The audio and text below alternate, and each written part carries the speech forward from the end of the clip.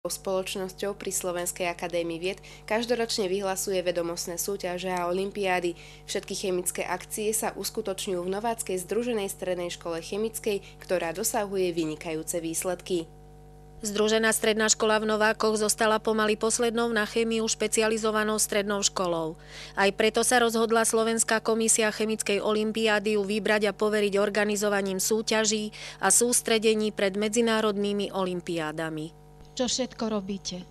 No to znamená, že napríklad okrem krajských súťaží vo všetkých kategóriách chemické olympiády, to znamená ABC, organizujeme súťaže domáce, to znamená kategórie EF, kde súťažia žiaci stredných odborných škôl.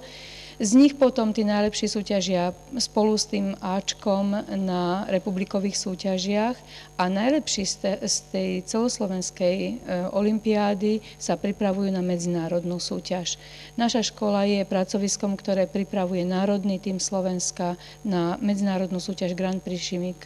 To znamená, že pripravujeme 8-9 študentov, z ktorých tí najlepší sa dostanú potom na medzinárodnú súťaž. Škola už dlhodobo spolupracuje s odbornými organizáciami a inštitúciami, ktoré garantujú úroveň vzdelávania v oblasti chémie na Slovensku. Medzi ne patrí Štátny inštitút odborného vzdelávania, ale aj Slovenská chemická spoločnosť. Vďaka tomu si našu školu všimli aj mnohé firmy, okrem domácich nováckych chemických závodov Vegumu.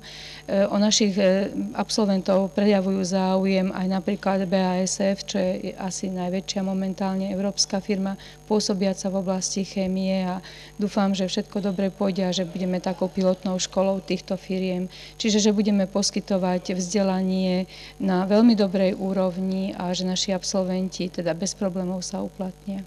Novácka združená stredná škola je jediná škola na Slovensku, pri ktorej funguje i odborná skupina Slovenskej chemickej spoločnosti. Odborné skupiny sú vytvorené len pri vysokých školách a Slovenskej akadémii vied.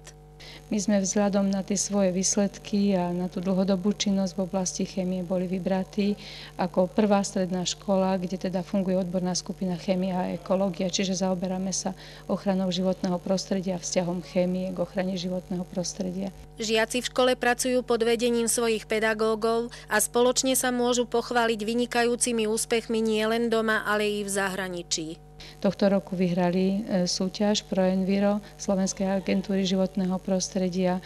Takým výsledkom je to, že sme poriadali alebo budeme poriadať v budúci rok už 10. ročník odborného seminára Mládež a životné prostredie, že naši žiaci mohli s ekologickými projektami precestovať celkom slušný kus Európy, napríklad boli na Expo 2000 v Hanoveri pozvaní.